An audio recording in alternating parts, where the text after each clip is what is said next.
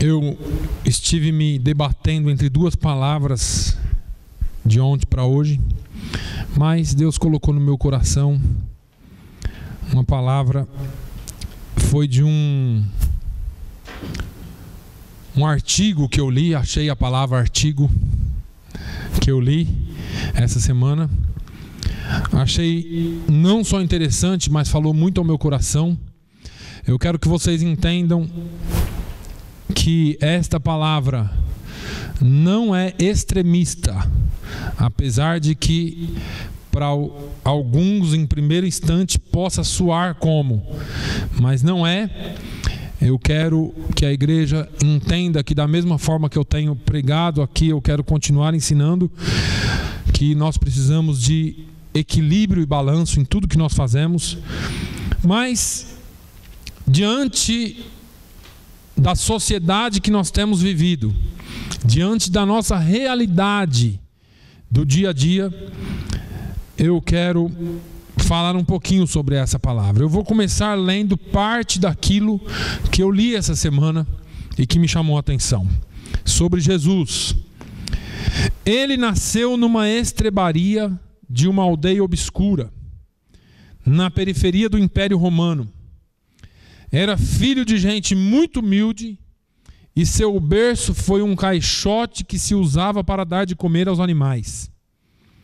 Quando seus pais o apresentaram a Deus no templo em Jerusalém, sua oferta se reduziu a 2 pombinhas, oferta estipulada pela lei mosaica em tais ocasiões para pessoas sem recursos, ou seja, eles não ofereceram carneiro, eles não ofereceram novilho, porque eles não tinham, eles eram pobres e ofereceram 2 pombinhas. Com seus pais, ele deixou o seu lugar, ou a sua aldeia, e viveu como refugiado em terra estrangeira, por causa do decreto imperial que mandava que matasse todas as crianças com menos de 3 anos. Ele foi criado em outra aldeia, na casa daquele que era seu pai, José, o carpinteiro. E quando adulto, chegou a afirmar no seu evangelho que não tinha lugar onde recostar a sua cabeça. Quando completou 30 anos, tornou-se um pregador itinerante, viajando pelo país com seus 12 discípulos. E aí, todos nós conhecemos que ele foi falsamente acusado e inocentemente condenado. Todos os seus amigos o abandonaram. Depois de torturado, foi crucificado entre 2 ladrões. Quando morreu, aos 33 anos, foi sepultado em um túmulo que um amigo bondoso emprestou. Nem dinheiro para pagar adiantado ele tinha, Tina. Ele teve que usar um túmulo emprestado. Jesus Cristo foi pobre como ser humano, mas sua pobreza foi algo que ele assumiu voluntariamente, movido pelo seu amor. Ele era rico, mas fez-se pobre, numa expressão concreta da sua identificação com a humanidade. É tempo, irmãos, de nós cristãos, principalmente hoje com grandes centros urbanos, de nos arrependermos. E lembre-se do que eu disse no início, isso não é algo extremista, entenda que existe um equilíbrio para isso, mas é tempo de nós nos arrependermos de usar Deus para satisfazer os nossos desejos pessoais com bênçãos materiais e aprendermos a viver com simplicidade e generosidade, ajudando aqueles que não têm para a subsistência diária. Enquanto eu estiver falando, você tem em mente a palavra equilíbrio, porque eu busquei um extremo, mas eu sei que a igreja não está nesse extremo, não são todos.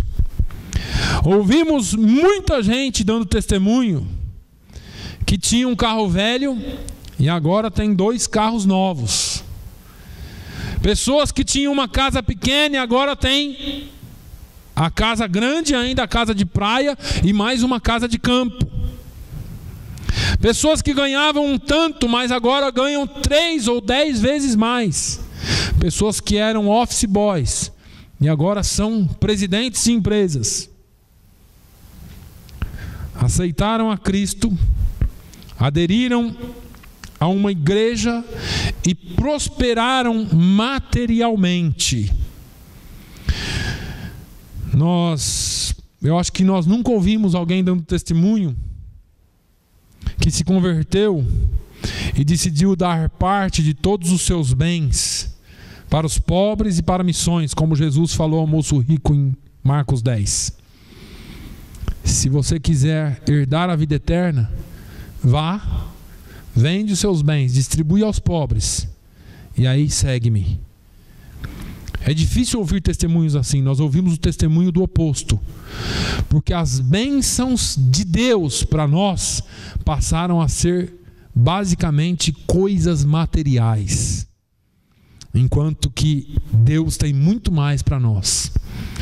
Cristãos urbanos da classe média estão imersos numa estrutura consumista, alienados da realidade do sofrimento de milhares de pessoas. Pensam em si e no que é seu e confundem Deus, o Pai de Jesus Cristo, com Mamon, o Deus dinheiro ou o Deus do dinheiro, o pai de todos os males, porque segundo 1 Timóteo 6:10 diz que porque o amor ao dinheiro é a raiz de toda espécie de males, e nessa cobiça alguns se desviaram da fé e se traspassaram a si mesmos com muitas dores. As pessoas deixaram o Deus verdadeiro e elas vêm para a igreja, buscam um Deus que elas pensam que é Deus, mas esse Deus que elas buscam só serve para lhes dar bênçãos materiais e terrenas, enquanto que o nosso Deus é um Deus diferente. Mamon, segundo a palavra de Deus, é uma potestade, promete paz, tranquilidade, vida feliz e alegria, e portanto compete com Deus, porque é isso que as bênçãos materiais faz. Se eu tivesse tanto no banco eu seria feliz. Se o meu carro fosse 2015 eu seria feliz. Se eu tivesse tal e tal coisa dentro da minha casa, aí sim eu seria feliz. E as pessoas têm, ajuntam e não alcançam a felicidade. Mas existe uma competição desse materialismo com o Deus que é o Deus verdadeiro, que promete e cumpre o que faz. Muitos acham que estão confiando em Deus, mas no entanto confiam em Mamon. E Jesus disse em Mateus 6:24: ninguém pode servir a 2 senhores, porque ou há de odiar um e amar o outro, ou se dedicará a um e desprezará o outro. Não podereis servir a Deus e a Mamon. A sociedade de consumo nos condiciona e nos leva a desejar possuir cada vez mais coisas, convencendo-nos que tendo mais, seremos mais. Um mundo que pensa e age somente em termos materiais acabou contaminando o povo de Deus. A igreja acabou contaminada por esse mesmo pensamento e sentimento. Igrejas, veja bem, igrejas, eu não estou falando da igreja de Cristo, eu estou falando de igrejas que anunciam conforto material ilimitado para aqueles que aderirem e trouxerem sua contribuição. Acho que isso não acontece aqui em Fall River. Vocês nunca ouviram ninguém falando disso. Acabamos todos preocupados com a vida material, amarrados em contas, crediários, consumo de supérfluos, símbolos de status, dominados pela ambição de ter mais, sempre insatisfeitos. Que é aquilo que eu falei agora há pouco. Compramos, compramos e compramos. E achamos que a nossa vida e a nossa alegria está nisso. Lembre-se da palavra que eu disse para os irmãos: equilíbrio. Nós vamos explicar isso aqui um pouquinho mais à frente. Jesus Cristo, na sua pobreza voluntária, nos liberta dos condicionamentos da sociedade de consumo e nos torna dispostos a confiar a Ele toda a nossa vida. Dons, talentos, recursos e tempo para servir com alegria o nosso próximo e a Deus. O verdadeiro conhecimento de Deus gera santidade e serviço. E o verdadeiro conhecimento de si gera quebrantamento e humildade. E aí estão as virtudes que a igreja talvez perdeu e precisa voltar a ter. Falamos há alguns dias e algumas semanas sobre reavivamento. Mas nós temos que falar sobre prática de vida cristã para que se tenha reavivamento, para que se tenha avivamento. Porque enquanto as pessoas como indivíduos forem egocêntricas e pensarem só no seu bem, pensarem só em si, pensarem só em nós mesmos ou em você mesmo, nós nunca alcançaremos um reavivamento. Mas quando nós tivermos essas virtudes que a igreja mais carece neste dia, ou nesses dias, nós sim veremos um reavivamento. Santidade, serviço, quebrantamento e humildade. Eu gostaria de, em poucas palavras, falar sobre cada uma delas hoje. Em primeiro lugar, nós vamos falar um pouquinho de santidade, porque você pode estar me perguntando: pastor, o que tem a ver consumismo com santidade? Tudo, porque consumismo é pecado. E todos nós, irmãos, em algum grau somos vítimas do consumismo. Alguns gostam mais de eletrônicos. E sai um telefone novo, eu quero esse novo. Sai aquilo novo, eu quero esse novo. E às vezes eu me incluo nisso, porque eu gosto. Sou atraído pelas coisas novas, pelas novas tecnologias. Outros são carros. Não, saiu esse novo aqui, eu quero esse novo. O seu está novo, mas você quer um mais novo. Outros são roupas, sapatos, relógios, joias e assim por diante. Todos têm, em algum nível, alguma queda pelo consumismo. É natural do ser humano querer estar melhor. Mas nós temos que manter isso num nível natural e não num nível sobrenatural. Porque hoje o consumismo ele atinge a sociedade de forma sobrenatural. Você liga a televisão, compre, compre, compre o dia inteiro aquilo na sua cabeça. Você é quase que reprogramado só para comprar. E as empresas enriquecem-se dia após dia. E o povo é preso às dívidas, aos cartões de crédito, dia após dia.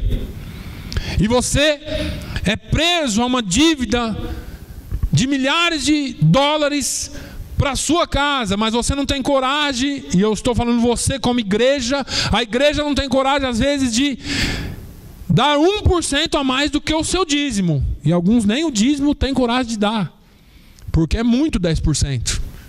Aqueles 90% que Deus te deu para sobreviver é pouco. Você precisa de 100. Santidade é algo que já não se fala mais nas igrejas. Pelo fato das igrejas atentarem para número e não para qualidade. Estamos vivendo tempos em que santidade não faz mais necessário para muitos líderes ou para o repertório de sermões de muitos líderes. Pregam-se vitórias, vitórias, bênçãos, bênçãos, receba, receba. Pode estar de qualquer jeito. Não precisa ter santidade. Pode vir de qualquer jeito e receber a sua bênção, desde que você seja contribuinte, desde que você traga o seu dízimo. Eu não estou pregando contra o dízimo agora. Eu estou pregando contra essa mensagem fraca, essa mensagem falida, só de vitória, e não se fala mais em santidade ao Senhor. Estamos vivendo em uma geração que quer exigir o que se prega nos púlpitos. Querem ouvir o que lhes agrada e não o que precisam ouvir. Salmos 93:5. O salmista diz: muito fiéis são os teus testemunhos.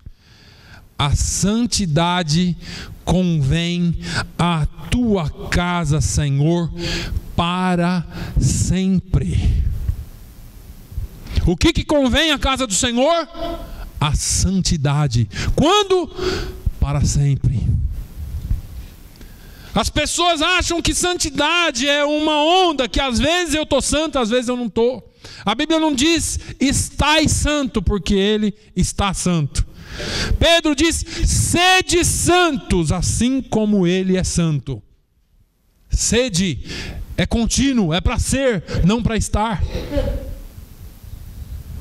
Deus nos chamou para sermos santos, não para vivermos e comermos das imundícies que o mundo tem a oferecer. Porque não nos chamou Deus para imundícia, mas para a santificação. 1 Tessalonicenses 4:7. Paulo, falando aos Efésios, falou para que se despissem do velho homem, ou seja, daquilo que traziam consigo do mundo, e se revestissem do novo homem, daquele nascido de novo, da água e do Espírito.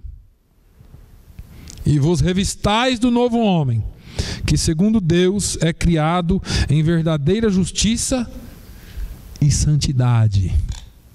Efésios 4:24. A palavra de Deus ainda nos adverte para seguirmos a paz com todos e a santificação. Eu sempre cito isso aqui. Seguir a paz com todos e a santificação, sem a qual ninguém verá o Senhor. Sem o quê?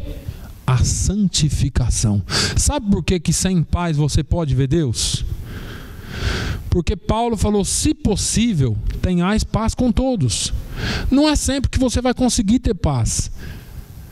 Às vezes alguém não vai gostar de você de graça, irmãos. É uma questão de joio e trigo. Mas sem a santificação você não verá o Senhor. Nós não veremos o Senhor.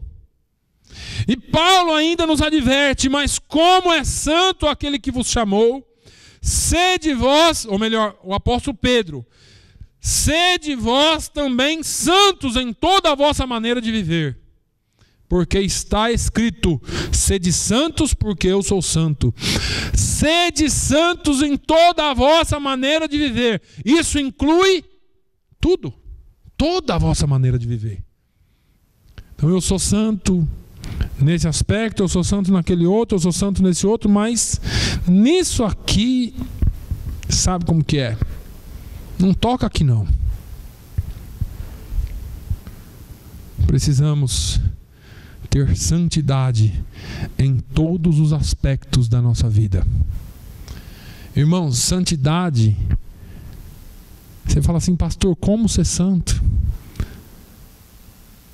Irmãos, a sua santidade, a minha santidade depende do nosso relacionamento com Deus através de Jesus. Eu e você, por mais bonzinhos que sejamos, jamais seremos santos e justos. Mas Jesus, quando morreu na cruz do Calvário, nos trouxe a justificação. E através da justificação, nós alcançamos a santidade. Agora, não é porque Jesus morreu e nos trouxe justificação que nós podemos viver de qualquer forma. Paulo adverte aos Efésios falando: permaneceremos, pois, no pecado para que a graça abunde? Ele diz: de maneira nenhuma. Uma vez que você é salvo, você precisa ter frutos de salvo. Isso inclui seus erros e seus acertos, mas você precisa buscar a santidade, buscar o relacionamento com Deus através de Jesus. Em segundo lugar, nós temos o serviço, algo que está em falta nas igrejas. Ontem à noite eu conversava com um irmão meu que é pastor de uma igreja, e ele disse: olha, infelizmente eu tenho que fazer tudo sozinho. E eu falei: de vez em quando eu vejo fotos suas na internet, com um monte de gente sentado lá no púlpito, esse povo todo. Ele falou: é difícil trabalhar com o povo todo. Eu tenho que colocar um em cada lugar, porque se eles ficarem parados, eles dão trabalhos. Irmãos, falta gente para trabalhar, falta gente para servir, está faltando. Parece que as pessoas de hoje em dia querem somente ser servidas. As pessoas não querem mais servir e se esquecem, ou se esqueceram que a premissa do Evangelho é o serviço, é a servidão. Já falei, já preguei um dia aqui só sobre o Salmo 100. Vocês se lembram?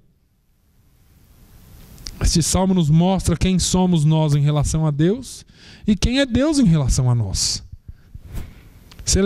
Celebrai com júbilo ao Senhor, todos os moradores da terra. Servi ao Senhor com alegria, apresentai-vos diante dele com canto.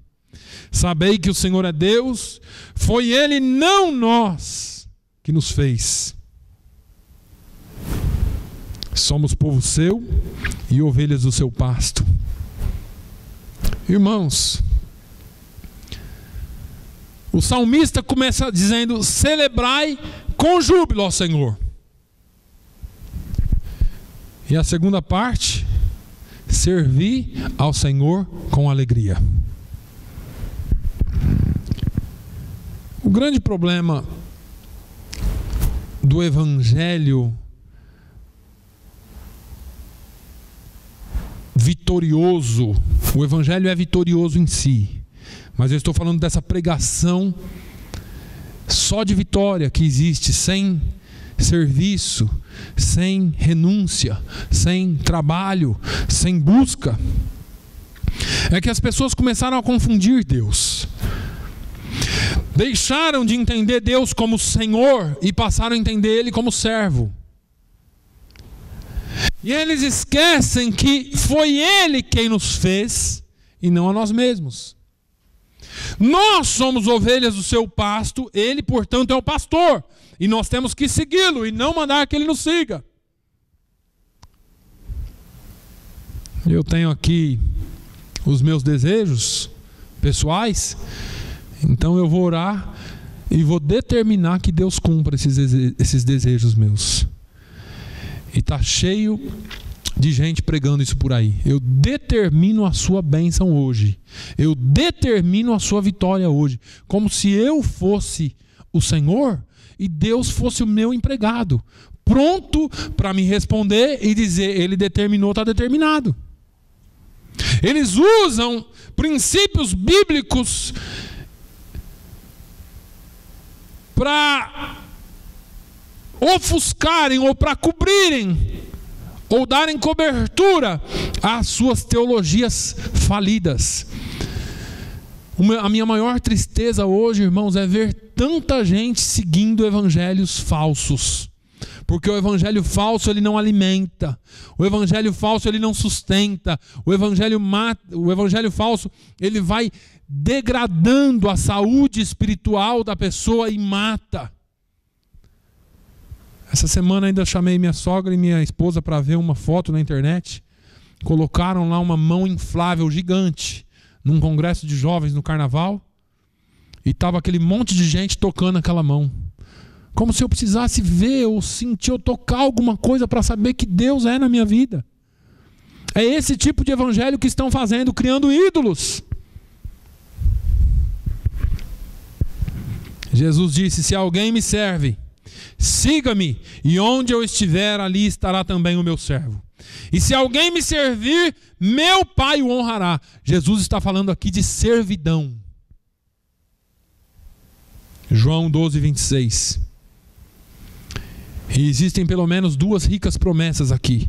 Se alguém me serve, siga-me, e olha a promessa: e onde eu estiver, ele também estará.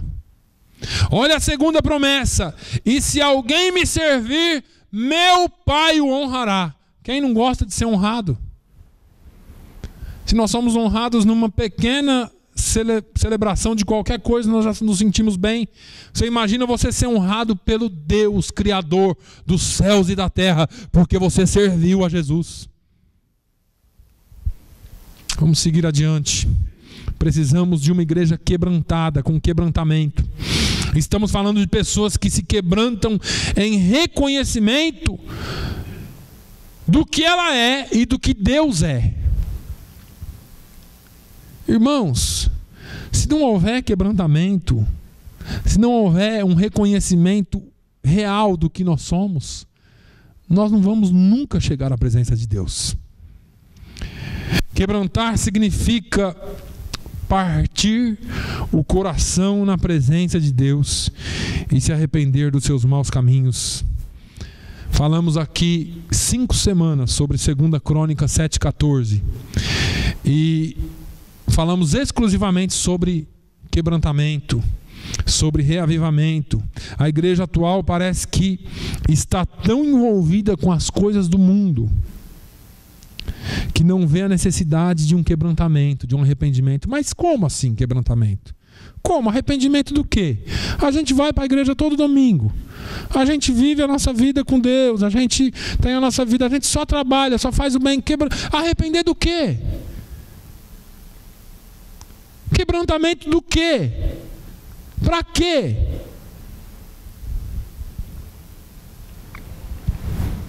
Enquanto nós não experimentarmos um quebrantamento real e genuíno, nós não teremos um reavivamento real e genuíno.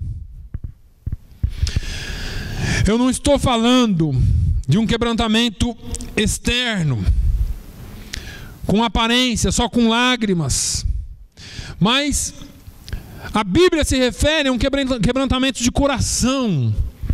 Porque na época, nos dias passados, nos dias de Davi, nos dias dos profetas, existia um quebrantamento aparente, onde as pessoas rasgavam as suas vestes, jogavam cinza sobre a sua cabeça, se cobriam com saco, com um pano de saco.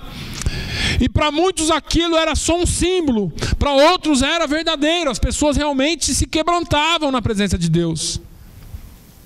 Para outros não. Eu estou falando de algo interno, que leva o coração quebrantado à presença de Deus. Que mesmo que não haja lágrimas externas, mas haja uma mudança de atitude, uma mudança no rumo da vida. Um quebrantamento que gera frutos.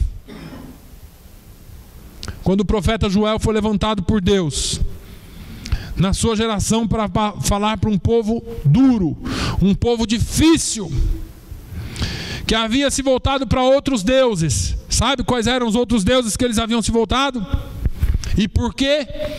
Israel começou a invejar os frutos da terra dos filisteus. Começou a invejar a semente da terra dos outros povos. E começou a dizer, bom, se a gente buscar o Deus deles, talvez a gente vai ter mais. Olha só por quê. Para ter mais. Para ter mais. E nós estamos vivendo exatamente num tempo como esse, onde as pessoas fazem qualquer coisa para um Deus que lhes é apresentado, que lhes enche de coisas materiais. Você tem que dar o seu tudo, dizem por aí. Traga tudo que você tiver e põe na presença de Deus, na presença do homem de Deus. Traz, dá. E as pessoas vão trazendo, acreditando naquilo.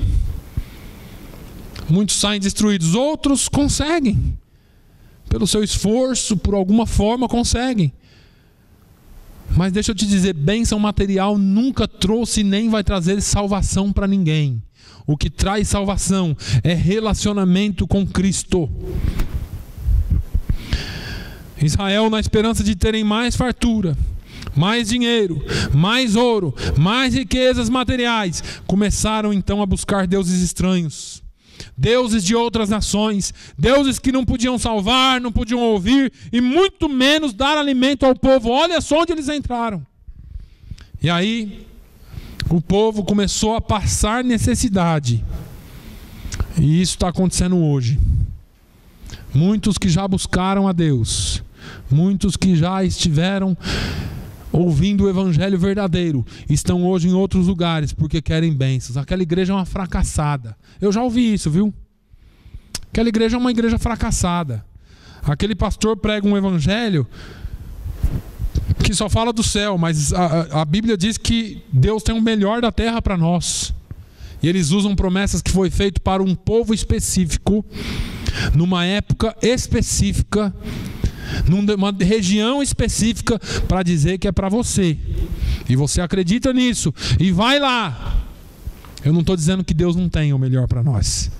Eu só estou dizendo que o nosso Deus não é um banqueiro rico que distribui dinheiro para todo mundo. Ele é um Deus que salva, um Deus que cura, um Deus que liberta e vai levar você para o céu. Jesus não morreu na cruz para te dar bens materiais, apesar de que Ele pode dar. Jesus morreu na cruz, não morreu na cruz para te dar cura, apesar de que Ele pode curar. Jesus não morreu na cruz para te dar um carro novo, apesar de que Ele é poderoso para fazê-lo, mas Ele morreu na cruz para te dar salvação e vida eterna. As pessoas confundiram o nosso Jesus. Aí Deus levanta Joel com 18 anos, e Joel vem e dá uma palavra para aquele povo. Joel falou assim: olha, vocês estão rasgando as suas roupas porque os frutos da terra apodreceram. Vocês estão rasgando as suas roupas porque a produção de mantimento que vocês tinham falhou. Vocês não têm mais. Mas deixa eu falar uma coisa para vocês: rasgai o vosso coração e não as vossas vestes, e convertei-vos ao Senhor vosso Deus, porque Ele é misericordioso e compassivo e tardio em irar-se e grande em benignidade, e se arrepende do mal. Irmãos, Deus é o nosso Deus. Deus ainda é o nosso Deus. E se nós queremos ver uma mudança radical nessa cidade, se nós queremos ver uma mudança radical na nossa família, nós precisamos nos voltar para Ele, nos convertermos a Ele. E você fala assim: eu já aceitei Jesus. Eu sei, eu também já. Mas essa conversão, ela tem que ser diária. Todo dia nós deixamos algo que nós fazíamos e não agradava a Deus, e caminhamos um passo mais na direção de Deus. Precisamos rasgar os nossos corações e pedirmos a Deus perdão pelo nosso pecado, e alcançaremos misericórdia. Mas para encerrar, nós precisamos ter humildade. A igreja hoje está de cabeça ou de queixo muito erguido. Eu estou falando da igreja de modo em geral. Você quer ver como nós estamos de queixo muito erguido? Nós somos salvos, eles não. Irmãos, começa por aí. Eu não estou dizendo que isso é mentira. Eu estou dizendo que ninguém ganha ninguém assim. Eu vejo cada coisa, irmãos. Todos os dias de manhã eu leio algumas notícias, principalmente evangélicas. E eu vejo cada comentário que me entristece tanto. Quando eu vejo alguém adorando uma imagem, me entristece. Me entristece muito mais quando eu vejo um crente falando contra aquilo de maneira rude. Porque não é assim que se ganha. Não é batendo que se ganha a amizade de ninguém. Afastamos as pessoas de nós, nos tornamos um povo alienígena. E Jesus foi mal falado porque Ele comia com os pecadores. Mas a igreja hoje não. A igreja usa o Salmo 1 para dizer assim: não, Davi falou para eu não me assentar na roda dos escarnecedores. Davi está falando para você não se assentar na roda e escarnecer junto. Agora você está lá no seu serviço, irmão Tony. A sua vida tem que ser um exemplo. Não, eu não trabalho aqui porque aqui não tem nenhum crente. Morra de fome. Eu trabalho aqui. todo mundo aqui não é crente, mas eu vou ser luz onde eu estou. Eu vou brilhar aqui no meio e vou ser amigo de todos eles, mesmo aqueles que falam mal de mim. Sabe por quê? Porque um dia eu sei que eles virão a mim. E um dia eu vou estar apto a falar de Jesus para eles. Um dia eu vou poder abrir o meu coração. Um dia que eles precisarem, eu vou poder falar de Jesus para eles. A igreja precisa de humildade. Nós não podemos ser os crentarrões, os santos de uma geração inteira excluída, uma geração inteira morta. Nós precisamos continuar sendo luz. Se eles estão mortos, você precisa trazer luz para que eles sejam vida, como você é vida. Nós estamos tão amudados ao mundo. Nós não queremos mais uma vida modesta e humilde. Nós queremos mais e muito mais do que nós temos. E às vezes a minha sinceridade é tão grande, mas isso afeta de uma forma geral, a começar aqui nos púlpitos. Pastores que andam com seus carros importados, os seus ternos italianos, os seus sapatos caríssimos, já não tem mais humildade. Tem gente que nem na igreja vem, irmãos, porque naquela igreja lá só vai rico, só vai gente bem vestida. Eu não tenho nem roupa para ir naquela igreja. Nós espantamos as pessoas. A igreja em alguns lugares se tornou uma passarela de moda. E eu não estou dizendo para você vir maltrapilho para a igreja, mas que isso não seja a sua primeira coisa, a sua primordial coisa. Lembre-se do equilíbrio que eu falei no início aqui. Alguns irmãos também, porque quando a gente fala de passarela de moda, dá a impressão que está falando só das mulheres, né? Alguns irmãos que pensam que a igreja é salão do automóvel. Vem com os seus carros de último tipo, e eu não estou falando isso aí porque eu ouvi alguém dizer, eu já fui em lugares assim. Você fala assim, mas é bênção, todo mundo tem carro zero, carro lindo, carro importado. É uma bênção, irmãos. E eu falei para os irmãos aqui do equilíbrio, eu não estou querendo aqui ser um super santo. Eu estou dizendo para vocês que em tudo temos que ter equilíbrio. Estou falando da falta de humildade. Pessoas que deixaram de visitar, porque se elas visitam, elas não sabem nem como se comportar na casa de um pobre, porque elas se julgam tão ricas. Elas se julgam tão superiores. Pessoas que não abraçam mais, porque a irmã ou porque o irmãozinho não usa perfume importado. E o cheiro do Avon não é lá tão grande coisa. Desculpe eu citar a marca. É verdade, pessoas que já não têm mais intimidade, não têm mais relacionamento, porque a sua conversa já não bate mais com a minha. Eu estou muito acima de você.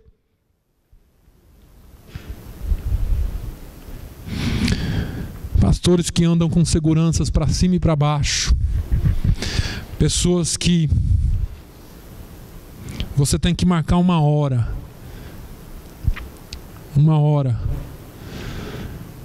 E a agenda é tão apertada. E eu estou falando isso, irmãos, porque eu muitas vezes também tenho que me cuidar. A agenda do pastor tem que estar sempre aberta para visitar, para buscar o perdido, para fazer aquilo que Deus o chamou para fazer. Traga o equilíbrio, mas tenha sempre, nem que for à noite, nem que for qualquer horário, nós precisamos estar prontos a fazer pelos irmãos. Nós precisamos entender que nós precisamos voltar urgentemente à humildade. Ainda somos a igreja do Senhor. Ainda somos a igreja escolhida, lavada e remida no sangue do Cordeiro. Nós não podemos nos deixar levar pelo consumismo, pelas modas que o mundo nos impõe. Nós não podemos nos deixar levar pelas coisas que a mídia nos prega, mas nós precisamos ser guiados e direcionados e liderados pela palavra e pelo Espírito Santo de Deus. Tenhamos discernimento. Existe uma teologia por aí que, ao invés de santidade, gera negócios escusos. Ao invés de serviço, gera egoísmo. Ao invés de quebrantamento, gera farisaísmo. E ao invés de humildade, gera busca pelo poder. Olhemos por um momento só para a vida de Jesus. Nós vamos encontrar o que Paulo escreveu aos Filipenses no capítulo 2, nos versículos 5 a 11. Quando ele disse: de sorte que haja em vós o mesmo sentimento que houve também em Cristo Jesus, que sendo em forma de Deus, não teve por usurpação ser igual a Deus, mas esvaziou-se a si mesmo, tomando a forma de servo, e servo fazendo-se semelhante aos homens. E achado na forma de homem, humilhou-se a si mesmo, sendo obediente até a morte e morte de cruz.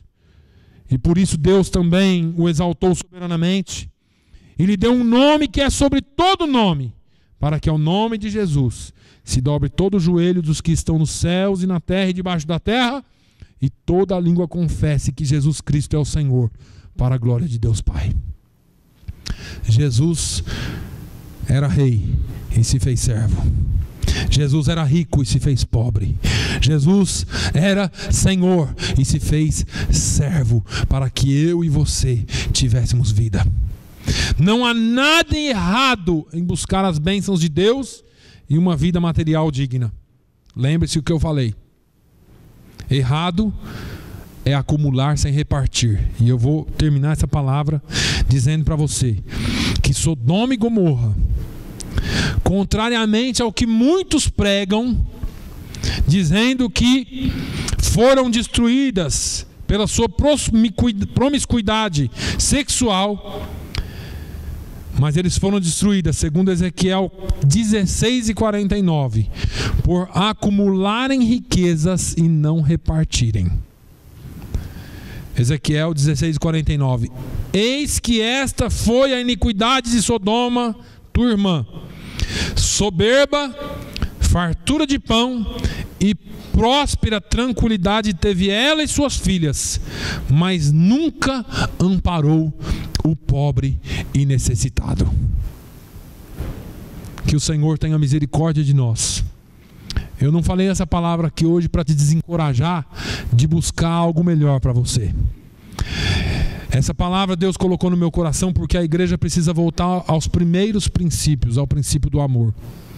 A igreja precisa voltar a ter humildade e se quebrantar na presença de Deus e estender a mão para quem necessita. Que Deus abençoe a sua vida no nome de Jesus. Feche os seus olhos, vamos estar orando para a Santa Ceia do Senhor, amém?